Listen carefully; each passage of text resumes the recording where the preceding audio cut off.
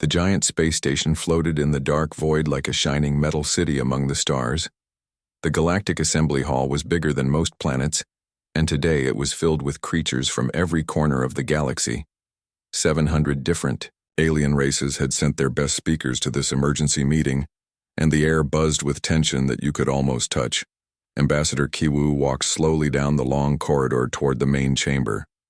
His black suit was perfectly clean, and his face showed no emotion even though his heart was beating fast inside his chest. He had been the human voice in this place for 15 years, and today would be his last day here.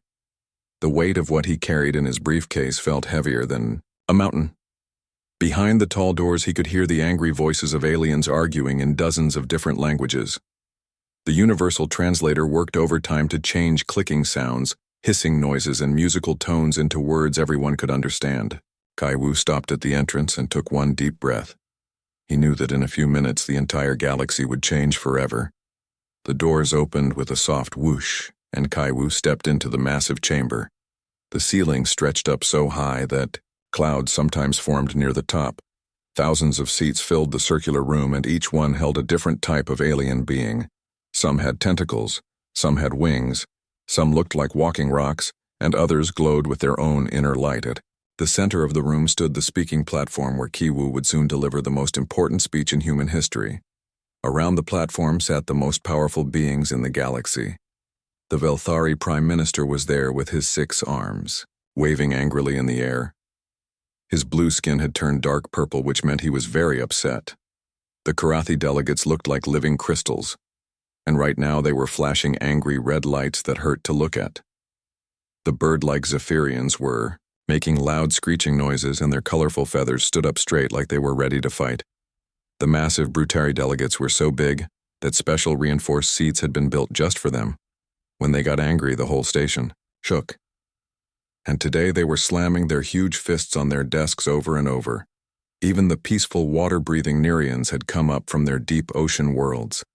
Their special suits were glowing with stress patterns that showed they were very worried. The only time the Nerians left their underwater cities was when something truly terrible was happening. Captain So-Min entered the chamber through a side door. Her military uniform was clean and pressed, but Kiwu could see the tiredness. In her face, she had just returned from a 6-month mission in the outer parts of space where strange things had been happening. She walked quickly to Kiwu and handed him a datapad without saying a word. Kiwu looked at the information on the screen and his face went pale. The numbers and pictures confirmed everything they had feared. The invasion was real, and it was coming faster than anyone had expected. He put the datapad in his pocket and walked toward the speaking platform. The chief mediator was an ancient creature called a Zirion who had lived for over 1,000 years.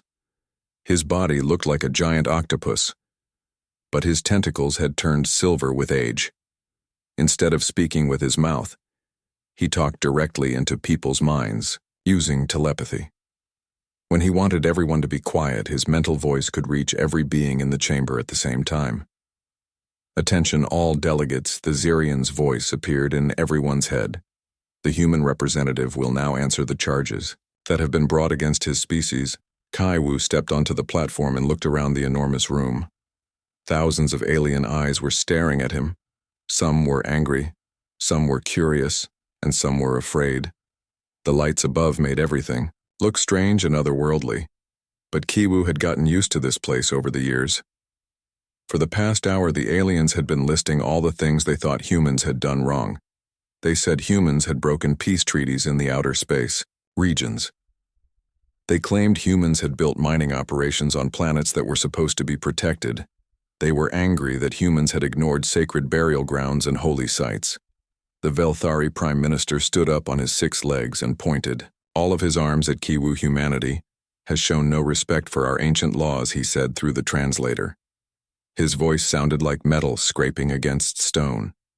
Your species takes what it wants and ignores everyone else. The Karathi delegates flashed. Brighter red lights in their crystal bodies rang like bells when they moved. One of them stood up and spoke in a voice that sounded like singing. Humans have violated 17 different peace agreements in the last year alone. They have refused to attend diplomatic meetings and ignored our messages. A Zephyrian delegate spread her bright wings and screeched loudly. "The humans act like they own the galaxy," she said. "They patrol our space without permission and tell us what we can and cannot do on our own worlds." Kiwu listened to all the complaints without saying a word. He had heard these same accusations many times before, but today was different.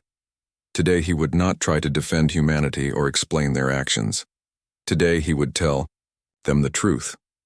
The chamber gradually became quiet as more aliens finished speaking. Everyone was waiting to hear what Kiwu would say. The silence stretched on for almost a full minute, and the tension in the air grew thicker. Finally, Kiwu activated the translator device on his collar and stepped forward. "Honored delegates of the Galactic Assembly," he began, his voice calm and steady. "I stand before you today, not to defend the actions of humanity, but to deliver a message that will change everything." Paused and looked around the room, making eye contact with as many aliens as possible. "The Human Republic, after careful consideration, and with great sadness, formally withdraws from the Galactic Assembly, effective immediately. We are leaving, and we will not be coming back." The silence that followed was so complete that you could hear the gentle humming of the space station's engines. The thousands of aliens in the chamber sat frozen in shock, trying to understand what they had just heard. Then, like a dam breaking, the entire room exploded into chaos. Every alien in the chamber began talking, shouting, clicking, hissing, or communicating in whatever way their species used. Some jumped up from their seats, others began flashing lights, and a few even started making alarm sounds. The noise was so loud that the station's computer systems had to boost the translator to maximum power.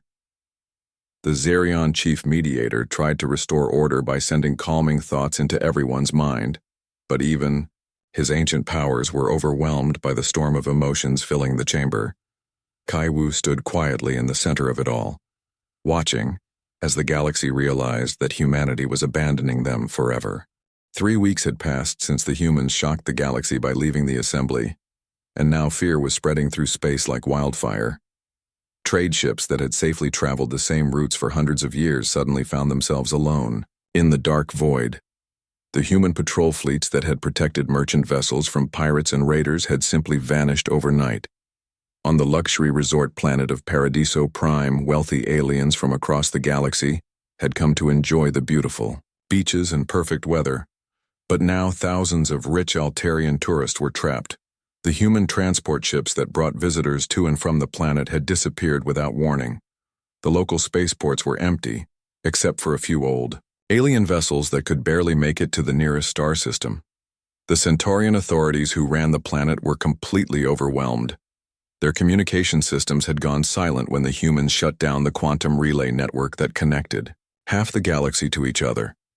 For centuries, the humans had maintained these invisible highways of information that let everyone talk to each other instantly across vast distances. Now those pathways were closed. Forever. Manager Taiwan was one of the last human workers still on Paradiso Prime. He walked through the empty corridors of the main spaceport carrying a small bag with all his belongings. The walls were covered with departure schedules, but every human flight showed the same message: canceled indefinitely. The alien tourists pressed against the windows, watching him with desperate eyes as he headed toward the last human shuttle. Dr. He-Jin packed her research equipment with shaking hands in her laboratory on the university world of New Athens. She had spent 15 years studying the amazing crystal formations that the Karathi people grew in their underground cities. Her work had helped both species understand each other better and had led to incredible discoveries about how crystals could store and process information. Her Karathi research partner stood nearby, watching with his crystal body glowing dim blue, which meant he was very sad. The two of them had worked together for so long that they could almost read each other's thoughts without speaking. Dr. He-Jin had learned to understand the musical language of the Karathi, while her partner had mastered human scientific terms. "You do not have to leave, my friend," the Karathi scientist sang in his bell-like voice. "Your research here is important to both our peoples. Why must you abandon everything we have built together?"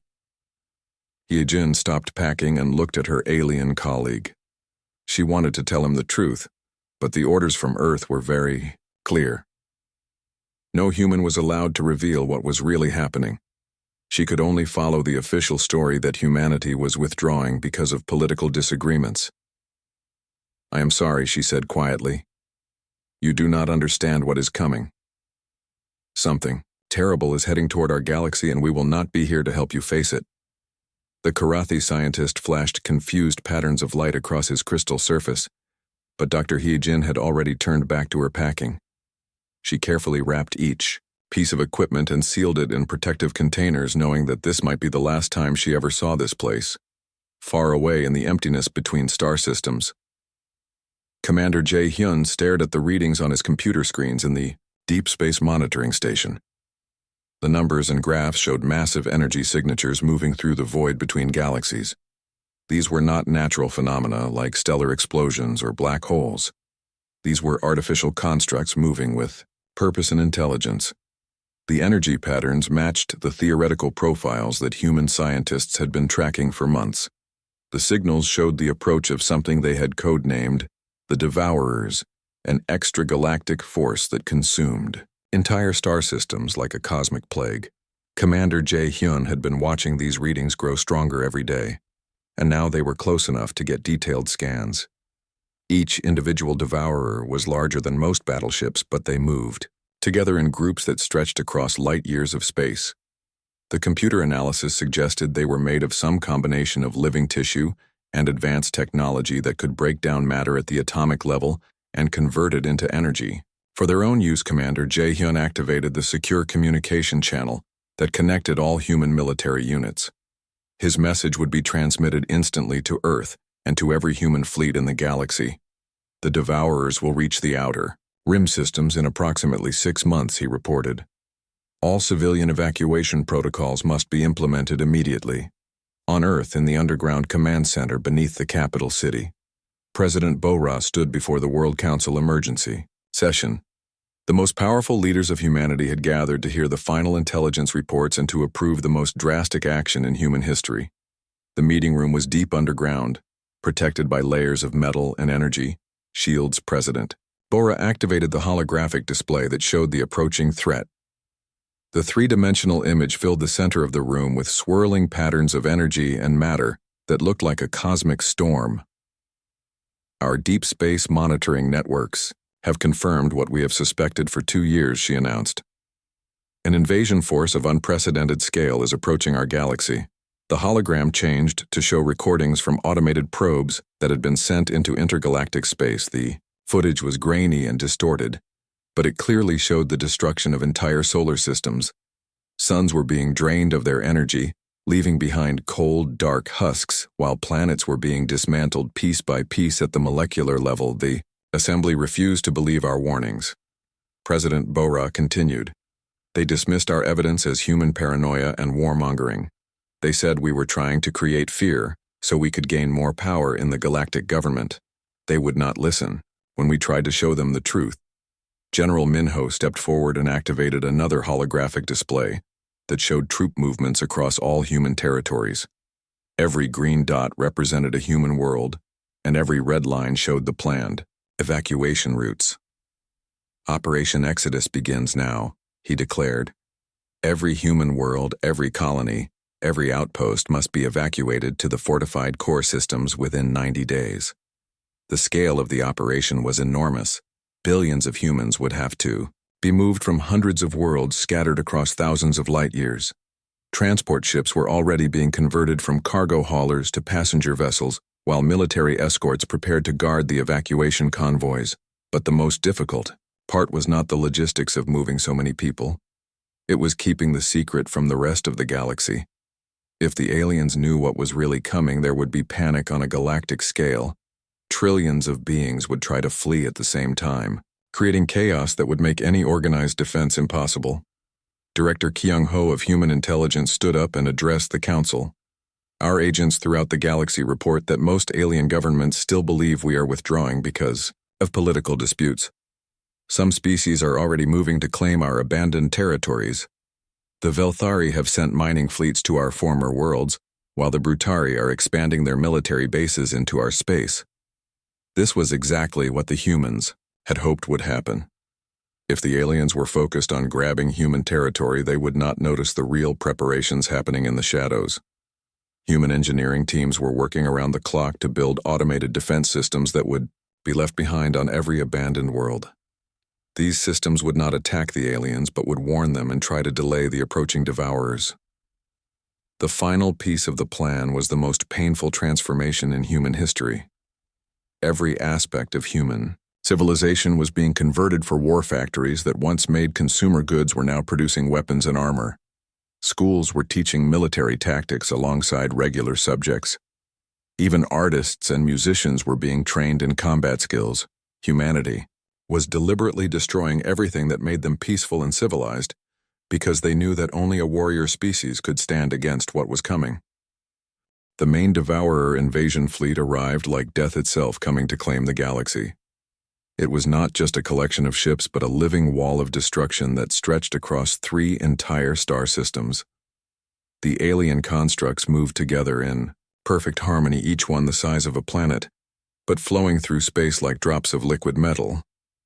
Every species in the galaxy watched their long-range sensors in absolute terror, as the readings showed creatures that made their largest space stations look like tiny toys. Some of the Devourer constructs were bigger than moons, while others resembled geometric shapes that hurt to look at directly. They pulsed with dark energy that seemed to drain light from the surrounding stars. The alien fleet moved with purpose and intelligence toward the populated core systems of the galaxy, where billions of beings lived on thousands of worlds.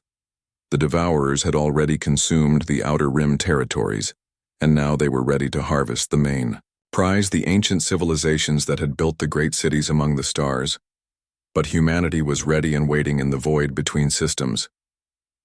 Admiral Dongwu commanded the human defense fleet from his flagship, the Incheon Vengeance, a vessel that seemed to exist partially outside normal space and time. The ship flickered in and out of reality as if it was moving between dimensions, while reality bent around its hull like water around a stone. Around the Admiral, hundreds of human warships moved in perfect formation through space that rippled with exotic energies. These were not the vessels that had once carried peaceful traders between worlds, but weapons of war that defied everything. The galaxy thought it knew about physics and engineering. Each human ship bristled with weapons that could manipulate the fundamental forces of reality. Some mounted cannons that fired collapsed dimensions, while others carried torpedoes that could make entire sections of space simply stop existing. The hulls of the ships were made from materials that seemed to absorb and redirect energy attacks. All units, this is Admiral Dongwu. His voice carried across the human fleet through quantum-encrypted channels that existed in 11 different dimensions simultaneously. Today we show the galaxy why humanity spent 50 years developing weapons instead of art, why we chose military research over cultural advancement. The Admiral paused as he looked at the tactical displays showing the approaching Devourer fleet. The enemy constructs were so massive that they created their own gravitational fields, distorting space around them like cosmic whirlpools. Today we justify every sacrifice our people have made, he continued. Every beautiful thing we destroyed to become what we needed to be. The human fleet had positioned itself in the deep space between star systems where the battle would not endanger inhabited worlds. Behind them lay the core systems of the galaxy, where trillions of beings waited in underground shelters and reinforced cities, hoping that someone could stop the creatures that devoured stars. Engineer Sung Min worked frantically at her station aboard the flagship, making final adjustments to weapon systems that had never been tested in actual combat. The theories behind these devices had been developed by the greatest human scientists working in secret facilities hidden throughout human space. The dimensional collapse cannon required precise calibration to prevent it from tearing holes in reality itself, while the temporal disruption missiles needed careful timing to avoid creating paradoxes that could unravel causality. The weapons were so dangerous that they could destroy the galaxy they were trying to save if used incorrectly. Captain Wonho commanded one of the destroyer-class vessels in the human formation. His ship carried experimental shields that existed in multiple dimensions, simultaneously making it nearly impossible for conventional weapons to target effectively. But the Devourers were not conventional enemies, and their weapons operated on principles that human science barely understood. The first contact between the fleets happened when Devourer scout constructs encountered the human advance guard. The alien creatures tried to use their harvesting beams to drain energy from the human ships, but something unexpected occurred. The human vessels absorbed the attacks and converted the energy into power for their own weapons systems. The humans had learned from studying the Devourer attacks on the Brutari fleet and had developed technology that could turn the aliens' own weapons against them. Human engineers had spent months analyzing the energy signatures and had built defensive systems specifically designed to counter Devourer. Harvesting techniques. Admiral Dongwu gave the order to engage, and the human fleet unleashed weapons that rewrote the laws of physics in localized areas of space. Dimensional cannons fired beams that existed in 17 different realities simultaneously, while temporal torpedoes struck targets seconds before they were actually launched. The battle that followed lasted 3 days and 3 nights, as measured by the old galactic standard time, but within the combat zone time itself became fluid. Some sections of the battlefield experienced hours in the span of minutes, while others seemed frozen in single moments that stretched toward eternity. Human ships wielded weapons that could collapse pocket universes and convert matter directly into pure energy. They fought with the desperate fury of a species that had sacrificed everything beautiful about themselves to become the guardians of a galaxy that had rejected them. The Devourers responded with attacks that defied description. Beams of crystallized void that unmade matter at the quantum level. Gravity waves that could crush ships into singularities. Weapons that existed in negative space and struck from directions that had no names in any language. Casualties mounted on both sides as the human fleet traded ships for time, trying to destroy as many Devourer constructs as possible. Before being overwhelmed, Admiral Dongwu watched his formation shrink, as vessel after vessel was consumed by alien weapons. But each human ship that died took dozens of Devourer constructs with it. The turning point came when the human fleet activated their ultimate weapon, a device that had been built in the deepest secret and had never been tested. Captain So Min piloted her ship directly into the center of the Devourer formation, carrying a bomb that could create an artificial black hole. The explosion, when it came, was visible from inhabited worlds hundreds of light years away as a new star briefly blazed in the darkness. The artificial singularity consumed thousands of Devourer constructs in seconds, dragging them into a gravitational prison from which nothing could escape. When the battle finally ended, the void between the star systems was filled with the debris of 2 civilizations that had fought for the survival of all life in the galaxy. The human fleet had lost 70% of its vessels, but they had destroyed every single Devourer construct that had entered their galaxy. Admiral Dongwu transmitted his final report to the surviving human colonies and to the alien governments that had once demanded humanity leave the assembly. "We have won, but the victory has cost us everything. We used to be," he said. "The galaxy is safe, but humanity as you knew us is gone forever." The surviving human ships began the long journey back to their hidden worlds, carrying the survivors of a war that had changed the fundamental nature of their species. They had become something harder and colder than the peaceful traders the galaxy remembered, but they had saved every inhabited world in known space. Captain So Min's final transmission echoed through space as rescue ships moved through the debris fields. "We did not abandon you out of anger or spite," she said. "We left because someone had to become strong enough to protect you even if you hated us for it. The galaxy is safe now, but we paid the price with our souls." The major alien powers across the galaxy celebrated when they heard that humanity had finally left the assembly. The Velthari Confederacy was the first to act, and their massive industrial fleets moved like hungry metal beasts toward the abandoned human mining worlds. These planets were rich with rare metals and crystals that could power their technology for centuries. Within days of humanity's departure, the Velthari had claimed 12 former human colonies. Their 6-armed workers began setting up new mining equipment while their blue-skinned overseers planned how to extract maximum profit from these worlds. The Velthari leadership was so excited about their new territories that they held victory celebrations on their home worlds. The warlike Brutari saw even greater opportunities in the power vacuum left by humanity. For generations, they had been restricted by peace treaties that limited where they could expand their empire. Now, with the humans gone, those treaties meant nothing. The Brutari warfleets launched aggressive campaigns into former human space-claiming system. After System General Takmor of the Brutari Third Fleet stood on the bridge of his flagship as it approached the human colony world of New Sol, the planet had been abandoned just weeks earlier, and its cities still had power running through them. It would make a perfect forward military base for further Brutari expansion into human territory. But when the Brutari fleet entered the system, something strange happened. Millions of small metallic objects suddenly appeared around their ships, moving in perfect formation like a swarm of mechanical insects. Each probe was no bigger than a fighter craft, but there were so many of them that they darkened the space around the Brutari vessels. The probes did not attack or threaten the Brutari ships. Instead, they began broadcasting the same message over and over in every known galactic language, including the guttural Brutari war tongue. Warning: extragalactic. Threat approaching. Evacuate this system immediately. Estimated arrival time 4 months, 7 days. This message will repeat. General Thakmor ordered his weapons officers to destroy the annoying probes, but every time they shot one down, 2 more appeared to take its place. The probes seemed to have an endless supply, and they followed the Brutari ships like mechanical ghosts. Their constant warnings began to wear on the nerves of even the battle-hardened Brutari warriors on the surface of New Sol. The arriving Karathi settlers made an even more disturbing discovery.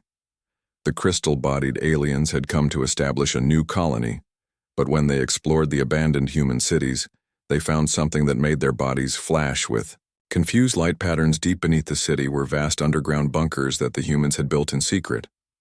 These were not simple storage areas, but complex survival facilities designed to house thousands of beings.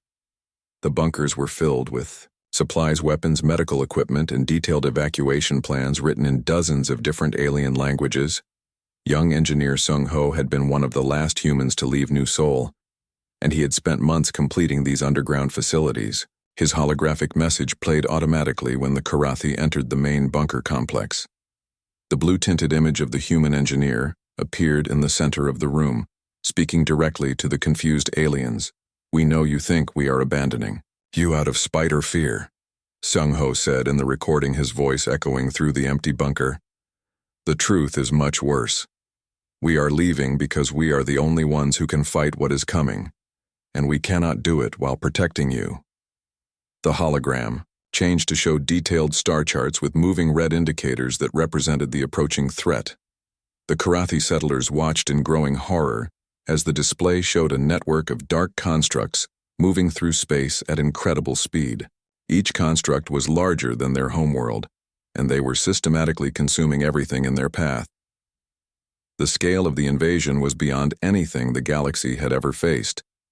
Some of the individual constructs were larger than entire solar systems, and they moved with the coordinated intelligence of a hive mind.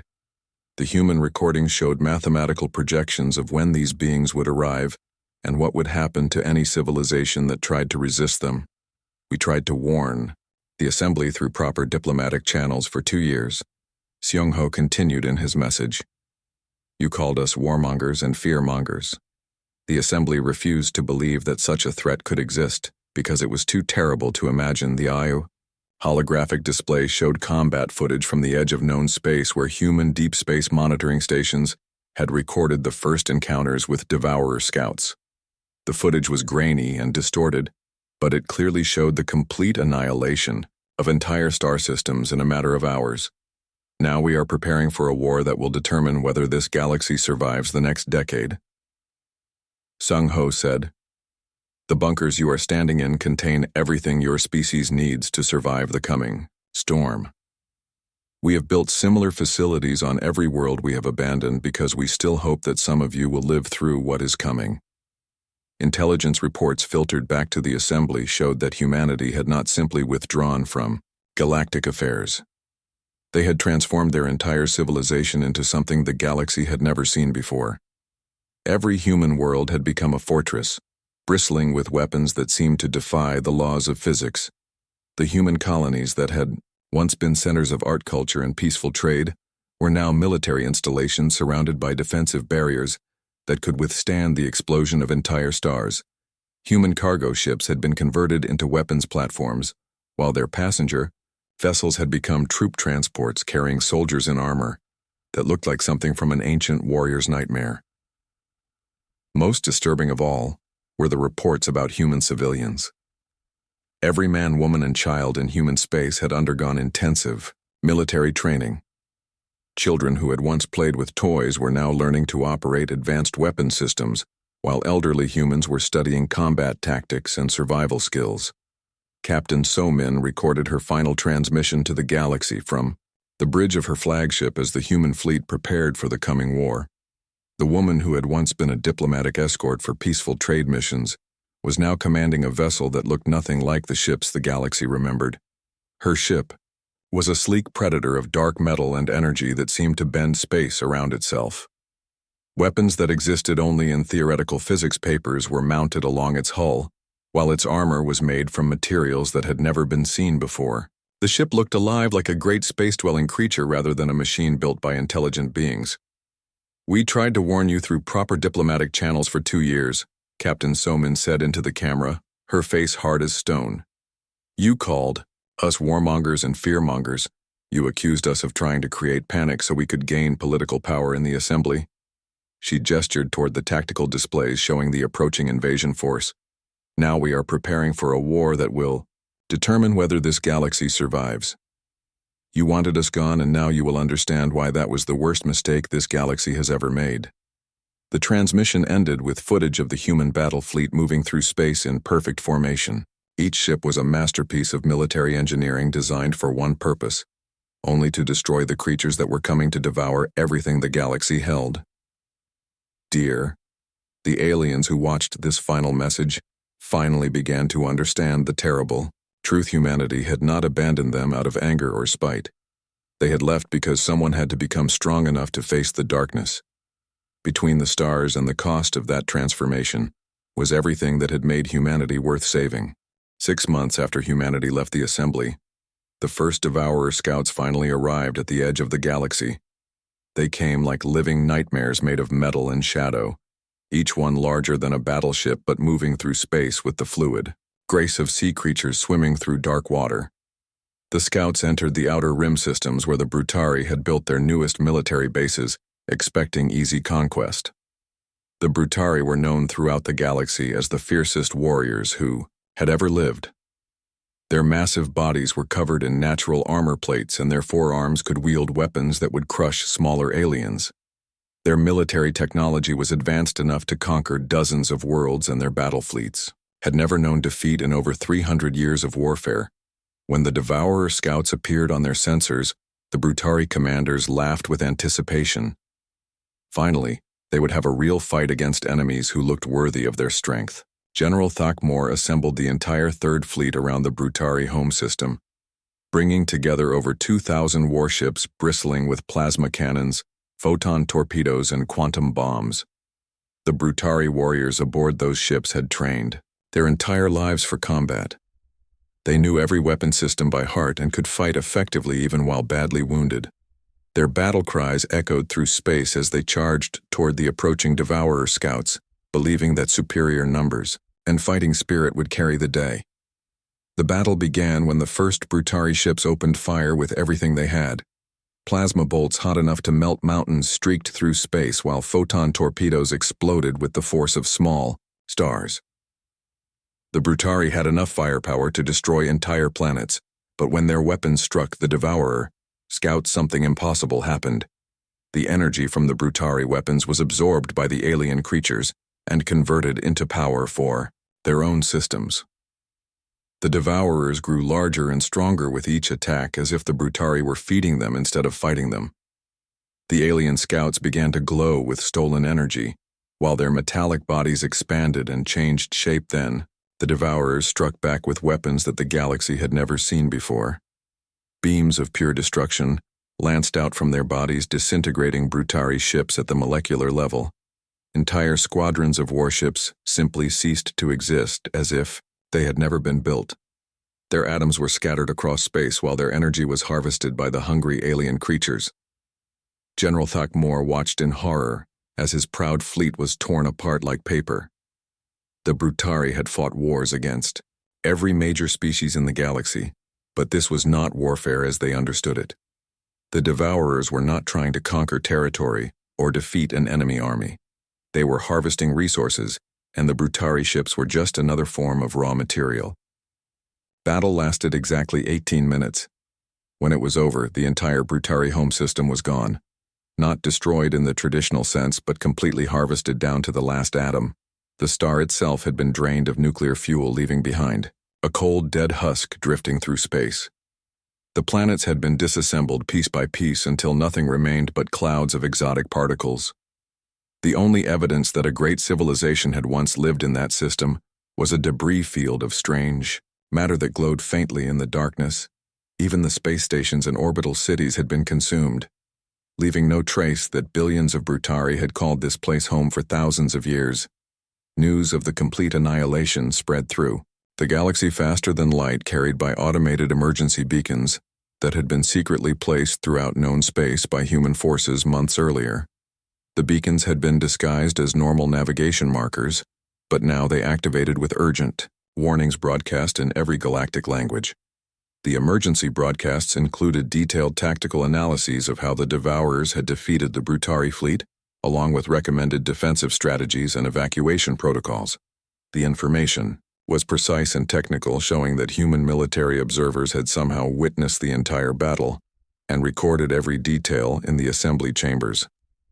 Panic seized the delegates as species after species demanded immediate military action. The Karathi offered to share their advanced energy manipulation technology, while the Velthari promised to convert their entire industrial capacity to weapons production. Even the peaceful Nerians volunteered their biomedical knowledge to help treat the wounded in the coming war. The ancient Xerion mediator tried to coordinate the chaotic response, but it was clear that none of the traditional galactic powers understood the true scale of what they were facing. Their combined fleets might slow down the invasion, but they could never stop creatures that could harvest entire star systems in less than 20 minutes. That was when the impossible happened. A human battle group emerged from hyperspace directly above the assembly station captain. Somin commanded the flagship Soul Vengeance, which looked nothing like the peaceful merchant vessels that had once carried human diplomats to these same chambers. The new human warships were sleek predators of black metal and crackling energy that seemed to bend space around themselves as they moved weapons that existed only in theoretical physics. Papers were mounted along their hulls, while their armor was made from materials that had never been catalogued by galactic science. 12 human ships accompanied the flagship, and each one radiated power that made nearby sensors overload. The ships moved in perfect formation, like a school of mechanical sharks gliding through the void. Their very presence caused gravitational distortions that made the massive assembly station shiver despite its stabilizers. "This is Captain Somin of the Human Republic Defense Force," came the transmission that every species in the galaxy heard simultaneously through quantum channels that had been thought impossible to access. "We are implementing Emergency Protocol 7. All civilian populations must evacuate to designated safe zones immediately." The message continued with coordinates for evacuation routes and assembly points that had been prepared in secret throughout the galaxy. Military assets from all species were to report to human commanders for integration into a unified defense force under human strategic control. The assembly mediator transmitted back frantically using his most powerful telepathic abilities. "Captain, we must negotiate terms for this cooperation. The assembly needs to maintain its governmental authority during this crisis. We cannot simply hand over control to human military commanders." Captain Somin. Response was broadcast across every communication channel in known space, cutting through diplomatic protocols with the authority of absolute necessity. "The time for negotiation ended when you refused to listen to our warnings for 2 years. You wanted us gone from your political discussions." Her voice carried the weight of a species that had sacrificed everything peaceful about themselves to become something harder and more dangerous. "Now you will understand why our departure was the worst mistake this galaxy has ever made. We are no longer the humans you remember." The human fleet began broadcasting technical specifications for new weapons and defensive systems that would be needed to fight the Devourers. These were not suggestions or offers for trade, but orders that would be followed without question. The plans showed technology decades ahead of anything the galaxy had seen. As the transmission ended, the aliens watching from the assembly station finally understood what humanity had become. In their absence, the peaceful traders and diplomats were gone, replaced by warriors who had transformed their entire civilization into a weapon capable of standing against the darkness between stars. The galaxy had wanted humanity to leave, and now they would learn the true cost of getting what they wished for.